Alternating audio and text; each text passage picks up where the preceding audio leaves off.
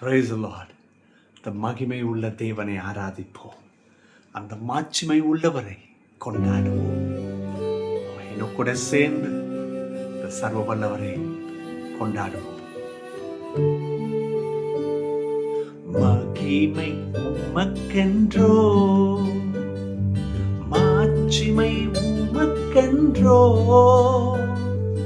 மகிமை உமக்கென்றோ, மாட்சிமை உமக்கென்றோ,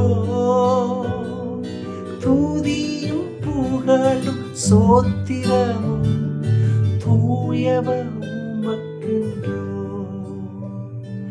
துதியும் புகழும் சோத்திரமும் தூயவ உமக்கென்றோ. ஆராதனை ஆராதனை ஆராதனை ஆராதனை என் நண்பர் இயேசுவுக்கே, என் நண்பர் இயேசுவுக்கே, மகிமை உமக்கென்றோ. உமக்குத்தானப்பா, உமையே ஆராதிப்போம். விலையேற பெற்ற உம் இரத்தத்தால் விடுதலை கொடுத்தீ, விலையேற பெற்ற உம் இரத்தத்தால் விடுதலை கொடுத்தீ, ராஜாக்களாக லேவியராக உமக்கென தெரிந்து கொண்டீ. ஆராதனை ஆராதனை சேர்ந்து ஆராதனை ஆராதனை அன்பர் இயேசுவுக்கே, என் நண்பர் இயேசுவுக்கே. இயேசுவே, உமக்கே ஆராதனைப்பா. உம்மை ஆராதிக்கிறோம்.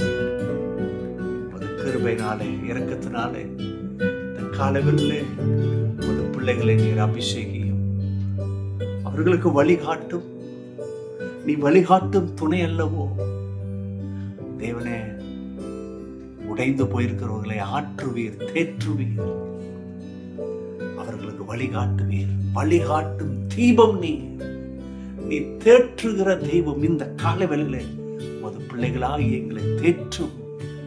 உமது ஆவியால் எங்களை அபிஷேகி, எங்களை அனல் மூட்டும், அனல் மூட்டும். அநேகர் இன்னைக்கு தேவனை ஆவியிலே துக்கித்து அசைந்து கலங்கி இருக்கும் இந்த வேலையில அனல் மூட்டி எழுப்புங்க. தேவனை ஜீவனம் பண்ண, வெற்றி எடுக்க நீர் அப்படி செய்ய போதுங்க. நன்றி.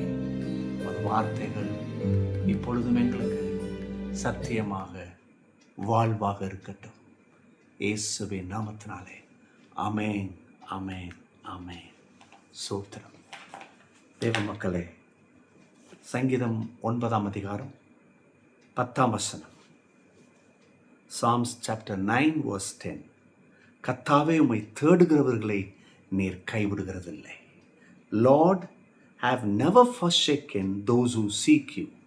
உங்களை தேடுறவங்களை கர்த்தர் கைவிட மாட்டாராம். எவ்வளோ அற்புதமான ஒரு வார்த்தை. கவனிங்க மக்களே, இன்னைக்கு நம்முடைய இருதயம் கர்த்தரை தேடுகிற இருதயமாக இருக்கணும். 4 காரியத்தை இந்த வசனத்திலிருந்து நாம் நினைவு கூறுவோம். முதல் காரியம், God is know through trust.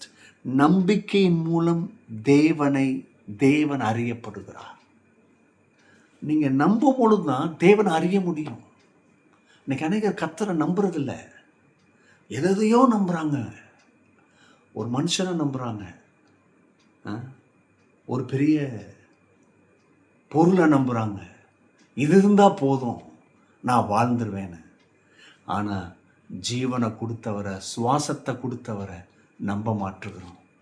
நீங்கள் நம்பி பாருங்க, நீங்கள் தேவனை அறிய முடியும். நம்பர் 1. 2வது இந்த வசனம் சொல்லுது நமக்கு, ட்ரஸ்ட் லீட்ஸ் டு கான்ஃபிடென்ட். கர்த்தரை சார்ந்து இருக்கிறது பார்த்தீங்களா, கர்த்தரை நம்புறது இருக்குது பார்த்தீங்களா, அதுதான் ஒரு கான்ஃபிடென்ட்டே கொடுக்கும்.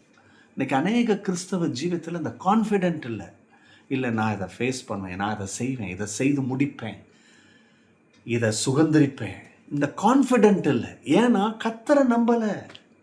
இன்றைக்கி இந்த கால வேளையில் கர்த்தரை நம்புங்க, நீங்கள் கான்ஃபிடெண்ட்டாக இருப்பீங்க, கான்ஃபிடெண்ட்டாக செய்து முடிப்பீங்க. ஆமென். 3வது, God never abandons his people. அவருடைய பிள்ளைகளை கர்த்தர் ஒரு நாளும் கைவிடுறதில்லை, ஒரு நாளும் கண்டம் பண்ணுறதில்ல, ஒரு நாளும் தூக்கி வீசுறதில்ல, இல்லையா? ஒரு நாளும் அவருடைய பிள்ளைகளை மறந்து போகிற தேவன் அல்ல. இதை நம்ம மனதில் வைப்போம். நம்ம இன்னைக்கு சூழ்நிலை ஒரு மாதிரி இருக்குன்னு நம்ம நினச்சிட்றோம் கர்த்தரை நான் மறந்துட்டாருன்னு.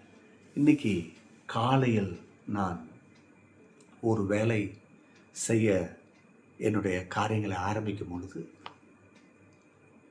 அந்த விஷயத்தை நான் போய் அணுகும் பொழுது அதை நம்பினேன். அந்த இடம் கிடைக்கும்னு சொல்லிட்டு ஊழியத்துக்கு அவங்க சொன்னாங்க, இல்லை கொடுக்கவே முடியாது. அவங்க கார் ஷெட்டுக்கே கொடுக்கல, எப்படி சர்ச்சுக்கு கொடுப்பாங்கன்னு ரொம்ப சோர்ந்து போனேன். ஆனால் ஆவியானவர் என்கிட்ட சொன்னார். என்ன சொன்னார்னா, ரூபன், ஒரு காரியம் வாய்க்கிற இடத்துலையும் நான் தான் தேவன், ஒரு இடத்துல காரியம் வாய்க்காமல் போகிற இடத்துலையும் நான் தான் தேவன்.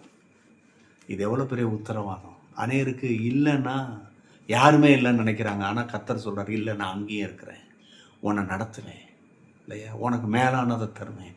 அப்போ கவனிங்க, கடவுள் அவருடைய பிள்ளைகளை இல்லையா விட்டு கொடுக்கறதில்ல, மறக்கிறதில்ல.